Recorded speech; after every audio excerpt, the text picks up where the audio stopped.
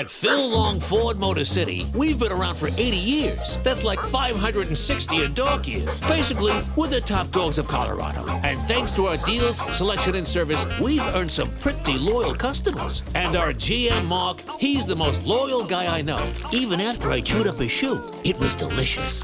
Great trucks, amazing deals, and belly rubs for dogs. Come see why Colorado drives Phil Long Ford Motor City. Hey guys, where's my shoe?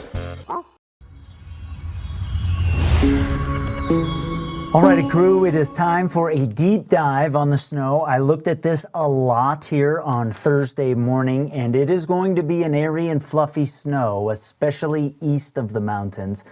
Characteristics might change a little bit as you head west across the high country, but in general, I think 2 to 4 inches for the Pikes Peak region, with some of the slopes of Pikes Peak, parts of the Rampart Range that could be a little bit more widespread than what I'm showing you there, maybe in a 3 to 7 or something like that. And so that's something that I'm watching here. Let me go back to the north side of the metro area. Again, I think in general, 2 to 4 are going to cover most of us, unless you are up against Pikes Peak. And, Skyway, Broadmoor, would I be shocked if you were 5? No, I wouldn't. But real easy to move snow. I mean, you can get a leaf blower or a broom and just get rid of that stuff, wipe it right off the car windshield, especially if you've got a glove on, because it's going to be so cold. Pueblo, I think 2 to 4 covers it for us as well. And then we'll take you on Highway 50 from Pueblo through Fremont County, back towards Salida, up over Monarch Pass to Gunnison. You start getting into some variability, obviously, here with the mountains and valleys. In general, the lower spots, 2 to 4 covers most areas. There might be a little bit less kind of from western Fremont County towards Salida because of some of the flow.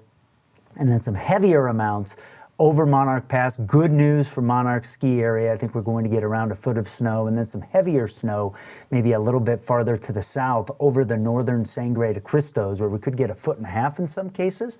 And then you start dropping off into the Wet Mountain Valley, and the Wet Mountains, I think 3 to 7 covers a lot of us.